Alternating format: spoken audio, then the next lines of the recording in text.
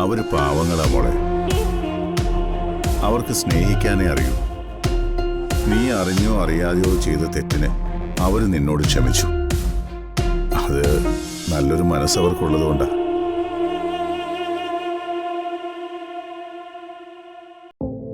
ഇപ്പൊ നിന്റെ വയറ്റിൽ ഒരു ജീവന്റെ തുടിപ്പ് കൂടിയുണ്ട്. അതുകൊണ്ട് ആരോടും പിണക്കവും പരിപ്പവും ഒന്നും വേണ്ട. അവരുടെ കൂടി പ്രാർത്ഥനയുണ്ടെങ്കിലേ എല്ലാം നല്ല രീതിയിൽ അവസാനിക്കും. എനിക്ക് അവരോട് ഒരു പിണക്കവും ഇല്ലച്ചാ. പിന്നെ എന്തെങ്കിലുമൊക്കെ ഞാനങ്ങ് പറഞ്ഞു പോകുന്നതാ. പറയിപ്പിക്കുകയാണെന്നുള്ളതാ ശരി.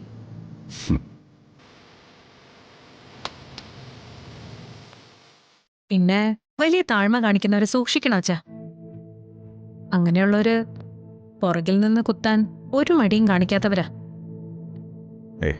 മാഷും കുടുംബവും അങ്ങനെയുള്ളവരല്ല മോളെ. എല്ലാം നമ്മുടെ തെറ്റിദ്ധാരണകളാ. എല്ലാവരും സന്തോഷത്തോടെയും ഒത്തൊരുമയോടെയും ജീവിക്കുന്നതാ എനിക്കിഷ്ടം. ഞാൻ ജീവിച്ചിരിക്കുന്ന കാലത്തോളെങ്കിലും അങ്ങനെ മുന്നോട്ട് പോകണം ഈ കുടുംബം. എനിക്കിനി എത്ര കാലം ആയുസ്സുണ്ടാവുമെന്നൊന്നും അറിയില്ല. നിങ്ങളുടെയൊക്കെ മക്കളെ കാണുന്നവരെങ്കിലും ആയുസ് നീട്ടിക്കിട്ടണമെന്നാ എൻ്റെ പ്രാർത്ഥന.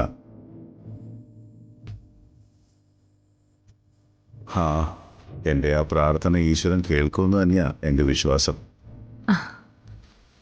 അച്ഛൻ്റെ ആ പ്രാർത്ഥന ഈശ്വരൻ കേൾക്കും. അച്ഛന് ഒരബദ്ധം വരുത്തില്ല. ഞങ്ങളുടെ എല്ലാവരുടെയും പ്രാർത്ഥനയാ അത്.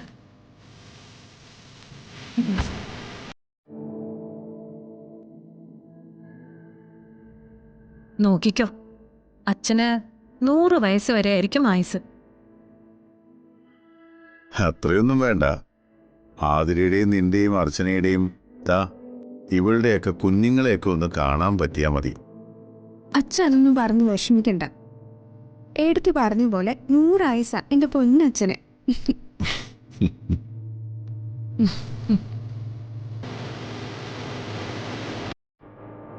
ആ സ്നേഹ, നീ ഇങ്ങോട്ട് വന്നേ. നിന്നെ കൊണ്ട് ചെറിയൊരു ആവശ്യമുണ്ട്. വന്നേ.